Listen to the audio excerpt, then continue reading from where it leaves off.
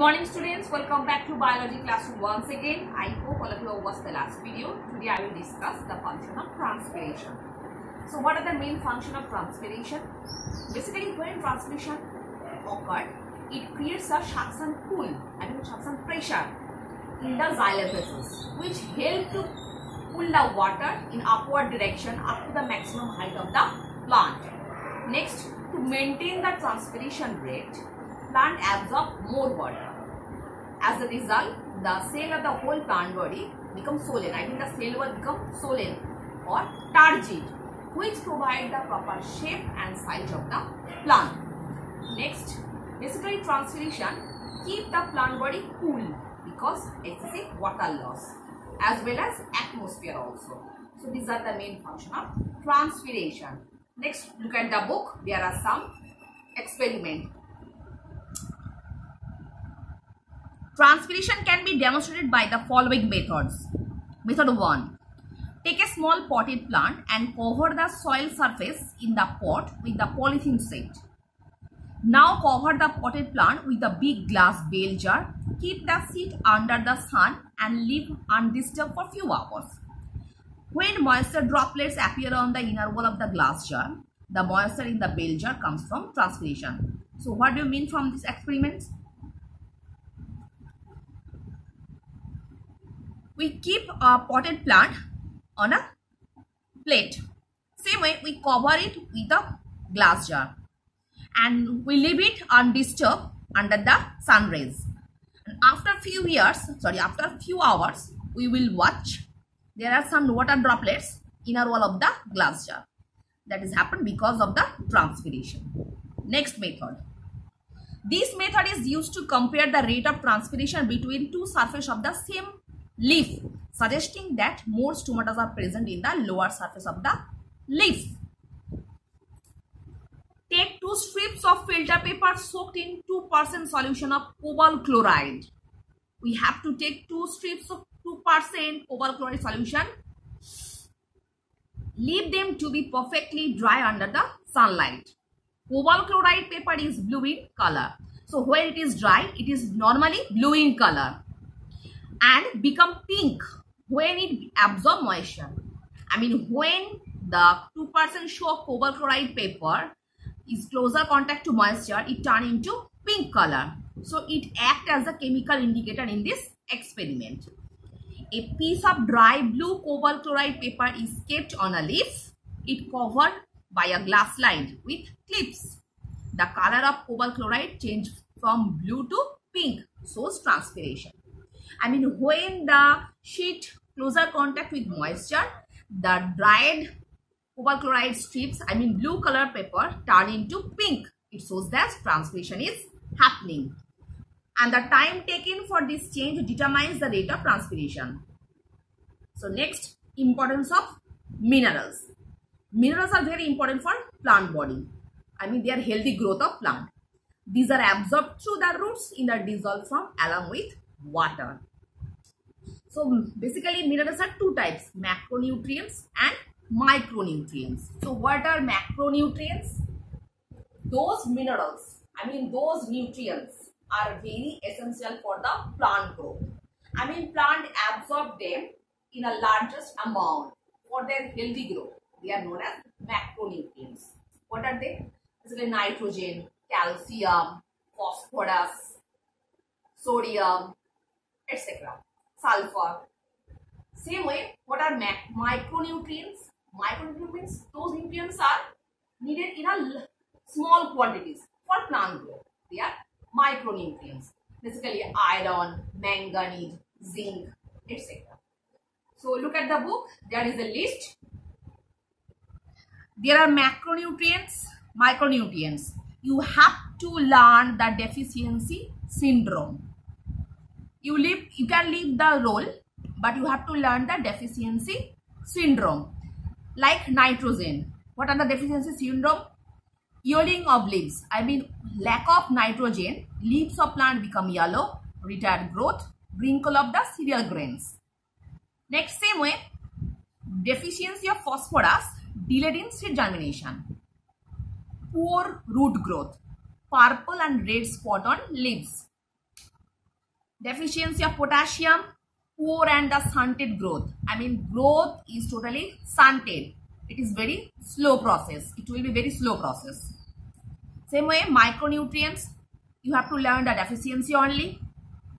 Same way, the deficiency of iron, yellowing of leaves, that is known as chlorosis. You have to learn the term. What is chlorosis? Lack of iron in plant body, the leaves become yellow. This process, this phenomenon is known as chlorosis. Same way, manganese, yellowing of leaves with grey spot. When the grey spot appeared in yellow leaves, that is deficiency syndrome of manganese. It is also known as chlorosis. Next, zinc. Malformed leaves. Leaves become shrinkle. Yellowing of leaves stunted the plant growth. So you can leave the role. You have to learn the macro and micronutrients and their deficiency syndrome only. Next.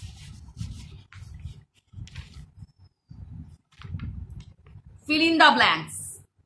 Dash carries water and minerals from the root to the leaves. That is xylem vessels. The process by which water evaporates from stomata in leaves is called transpiration. Rate of transpiration dash with increase in temperature. Increase. Transpiration mainly occurs through stomata in leaves. Manganese is a micronutrient for plant. So already I have finished the first chapter. Now I will discuss the short type question answer. So look at the exercise. First, choose the correct option. In plants, water is transported through. There are 4 options. Answer will be xylem. Next, water absorption through roots can be increased by keeping the potted plants. That is under the fan, because wind is affected the new transpiration process. It helps to keep away the water exhausting which are living from stomata. So answer will be under the fan. Next, the phloem tissue in plant is responsible for transport of glucose. Which of the following help in upward movement of water and dissolve minerals from root to the leaves through stem? Answer will be transpiration, because transpiration is a process which creates a suction pressure by which upward movement of water and mineral is possible. Next, food from leaves is carried away to other parts of plant by these cells. Answer will be companion cells and seed tubes of phloem, because food is only carried by phloem. Same way, companion cells totally associated with seed tubes. That's why answer will be companion cells and seed tube of phloem. Due to an increase in temperature, the rate of transpiration will increase.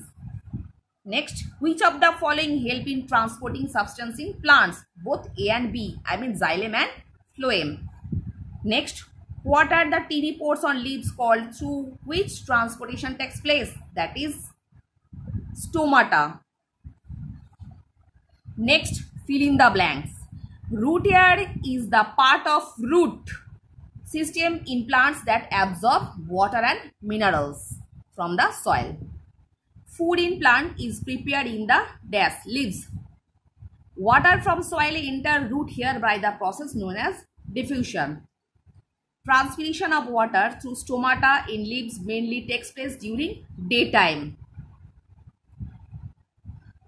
The cell membrane is called semi-permeable membrane as it allows certain molecule to pass through it through diffusion. So the answer will be semi-permeable. Next, water and minerals are absorbed by root hairs from the soil. Water absorbed by root hair from soil particles moves from cell to cell till it reaches the xylem vessels in the center of root. Next, true false. Phloem transport food as well as water in plants. Totally wrong. Basically, phloem carry only food, not water. Only macronutrients are required by plant for proper growth. Answer will be false, because micronutrients are also essential for plant growth. Deficiency of zinc result in yellowing of leaves and stunted the growth in plants. True. Next, upward movement of water and minerals from roots to leaves is called ascent of sap. Answer will be true. Next, osmosis involves movement of water across semi-permeable membrane. Answer will be true. Next, active transport uses energy to transport molecules from low concentration to higher concentration. Answer is true. Root hair increases the surface area for the absorption of water from soil. Answer is true. So already I have discussed the short type question, but it is not possible to discuss the long question answer. So I hope all of you will try to write the question answers. Have any problem, please comment on my channel. I will discuss the question answer later. So for this portion for today.